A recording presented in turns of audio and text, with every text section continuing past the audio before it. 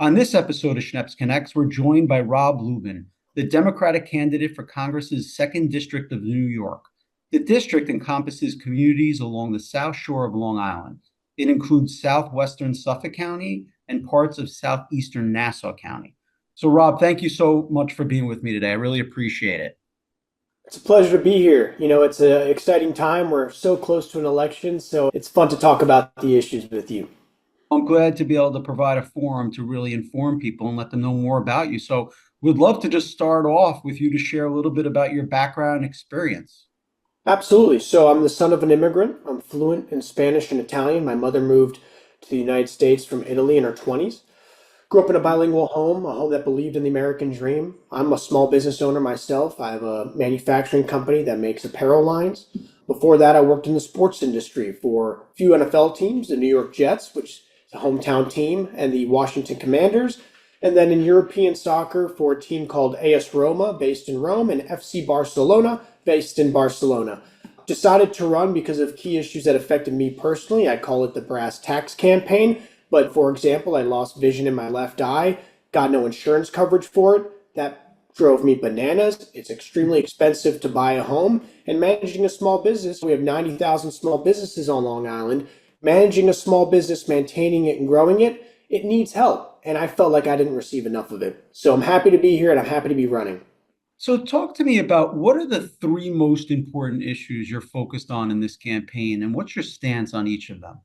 Look, let's start with an issue that I think everyone on Long Island is experiencing right now. That is the affordability crisis. We are absolutely in an affordability crisis and people are leaving. And the truth is, we need to create change and we need to create change fast. This isn't an issue that can wait. So, for example, we have to repeal the SALT cap. That is something that's been fought for a while and nothing's been done. I think a new voice and new leadership can create that kind of change and create that difference. Another thing is capping prescription costs. Let's be honest, it's too expensive. It's affecting people's paychecks. It's affecting people's livelihoods. We need to cap prescription costs. And as someone that has a prescription medication that I need to take for my eye, I recognize the importance of getting this done quickly.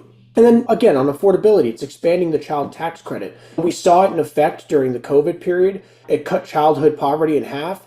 That is something we need to continue to focus on. We want people to feel like they can have families, and when they do that, they have support from their government. And that is something I'll be fighting for. The next topic is securing our border. It's an issue that affects people on Long Island, as it does around all over the country. There was a bipartisan border bill in place that I think made a lot of sense for what we're trying to achieve here, which is stopping the bleeding, creating a process that hires more agents, creating a process that hires more judges, expediting the asylum seeking process so we can get people into the country and working, because the truth is we have a lot of opportunities for work.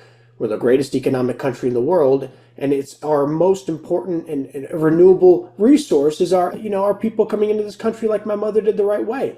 But we need to focus on that. We need to pass that bill. And then I think something that affects my neighbors every single day is protecting the South Shore, right? Protecting the fact that we have rising sea levels that are affecting home ownership and properties, the fact that we need to maintain affordable access to flood insurance. It is important that we continue to pursue that and that we're investing in infrastructure that creates a more resilient and protected Long Island, from drainage to sewage to our beaches themselves. It's time we make those investments, because the truth is we're not going to snap our finger and this is going to stop happening. You see the flooding, you see the damage that's happening. Hurricanes like we saw Milton down in Florida, that's going to keep happening. It's going to happen to us because we've seen it before.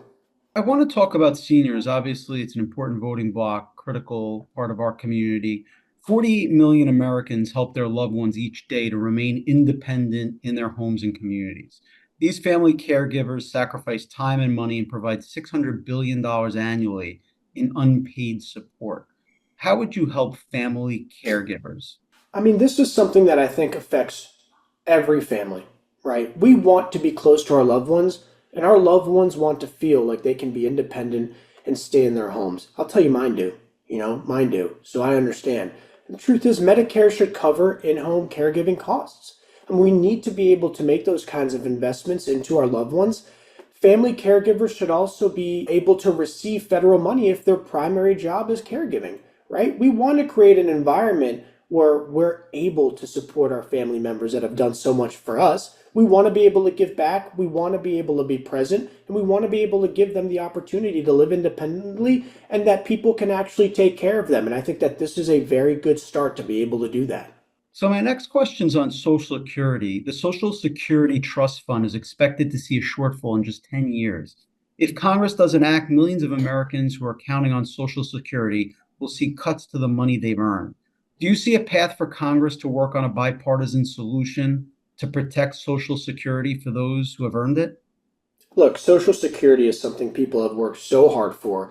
It is something that comes under scrutiny constantly, especially by the Republican Party. There is no way to do anything about Social Security if we are not bipartisan. We need bipartisanship now more than ever to solve the Social Security Trust Fund issue. And Republicans have continuously talked about privatizing Social Security.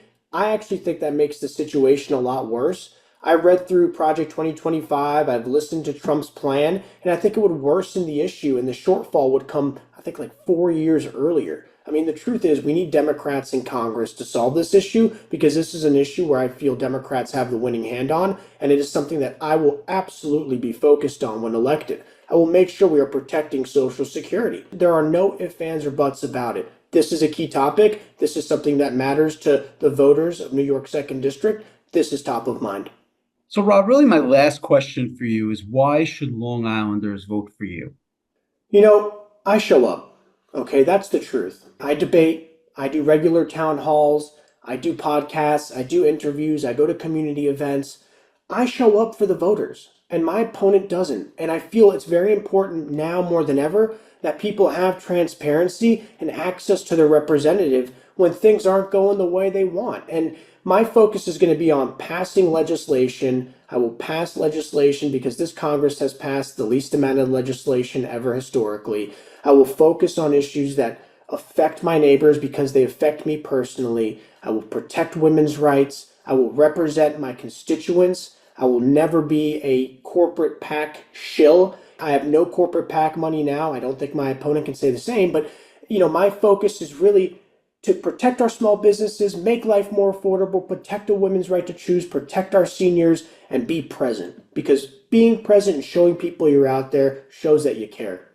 Well, Rob, I really want to thank you for your time and for informing our audience. I want to remind everyone that this episode of Schneps Connects is sponsored by AARP New York. You can listen to this podcast and any of our podcasts at podcast.schnepsmedia.com, and you can stream us on all major podcast platforms, as well as Schneps Media's YouTube channel.